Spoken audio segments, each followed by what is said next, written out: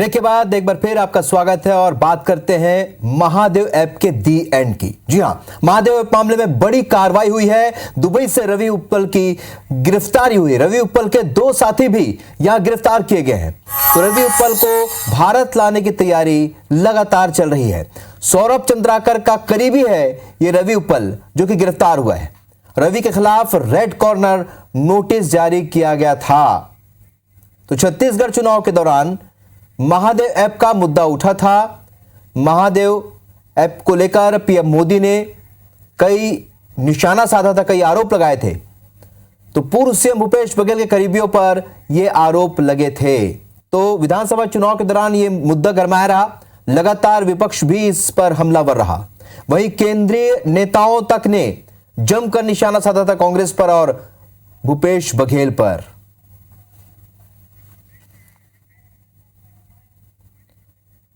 तो आपको बता दें कि छत्तीसगढ़ विधानसभा चुनाव के दौरान महादेव ऐप को लेकर बीजेपी ने कांग्रेस पर जमकर निशाना साधा। बीजेपी के स्थानीय नेताओं से लेकर प्रधानमंत्री नरेंद्र मोदी तक ने 508 करोड़ के घोटाले का जिक्र अपने चुनावी भाषण में किया था।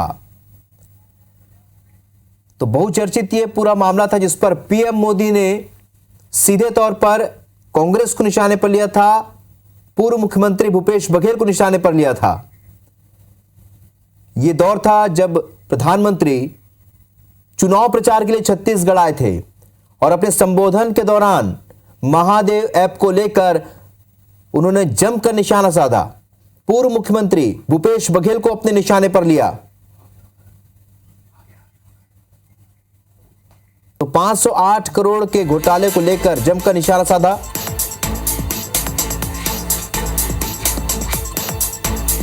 और उसके बाद ये सियासत और गरमाई थी। आपको बता दें क्या हुआ। भारतीय जांच एजेंसी को बड़ी कामयाबी मिली है। ऑनलाइन सट्टेबाज रवि उप्पल को गिरफ्तार किया गया। दुबई से रवि उप्पल की गिरफ्तारी हुई। अब तक का घटनाक्रम आपको बता रहे हैं। सौरभ चंद्राकर का राइट हैंड है रवि उप्पल, जिसे दुबई से गिरफ्तार किया गया। रवि उप्पल को भारत लाने की तैयारी की जा रही है। और आपको बता दें रवि उप्पल के खिलाफ रेड कॉर्नर नोटिस भी जारी था।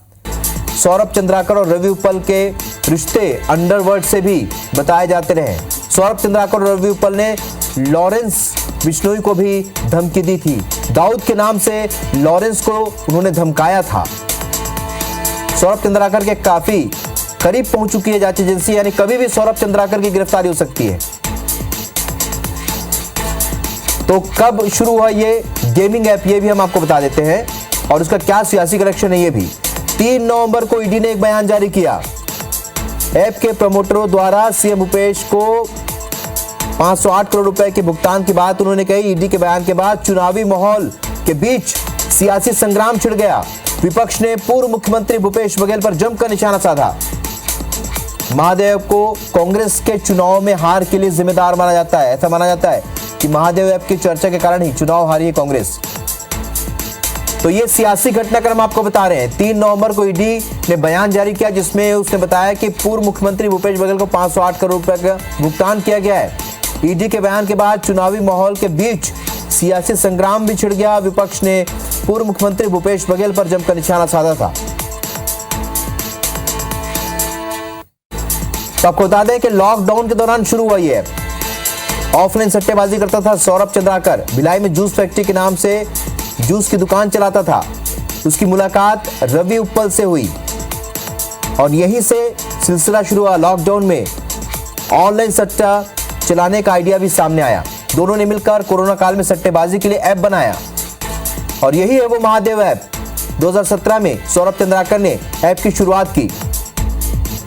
सौरभ और रवि ने ऑनलाइन सट्टेबाजी के लिए वेबसाइट बनाई और इसी वेबसाइट को बाद में ऐप का रूप दिया गया। 2019 में सौरभ दुबई चला गया और रवि उप्पल को भी वहां बुला लिया।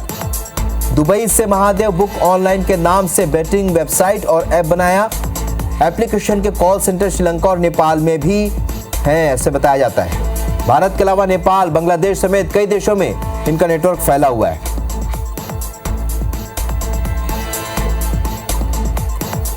और क्या हुआ ये भी आपको बताते हैं। कैसे बॉलीवुड के बड़े सितारे से लपेटे में आए। 2023 में सौरभ चंद्राकर की शादी हुई थी। यूएई के रास अल खैमा में भव्य शादी हुई थी, जिसकी चर्चा मीडिया में हुई। शादी में महादेव ऐप के प्रमोटरों ने 200 करोड़ रुपए नगद खर्च किए थे। शादी में नामचीन हस्तियों को बुलाया गया था। नेहा कक्कड़ टाइगर श्रॉफ भाग्यश्री शादी में शामिल हुई थी।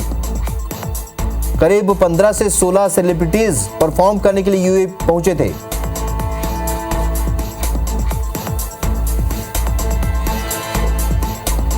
ऑनलाइन सट्टेबाज रवि उप्पल को गिरफ्तार किया गया। भारतीय जांच एजेंसी को यह बड़ी सफलता मिली है। दुबई से उसकी गिरफ्तारी हुई है और ये बड़ी सफलता, और उसके बाद अब जांच आगे बढ़ेगी और इसका छत्तीसगढ़ कनेक्शन है। और इसीलिए हम आज बात कर रहे हैं महादेव ऐप के दी एंड की, क्योंकि छत्तीसगढ़ कनेक्शन है और छत्तीसगढ़ में सबसे ज्यादा इससे जुड़े लोग थे। महादेव ऐप से सबसे ज्यादा जुड़े हुए लोग छत्तीसगढ़ में ही थे।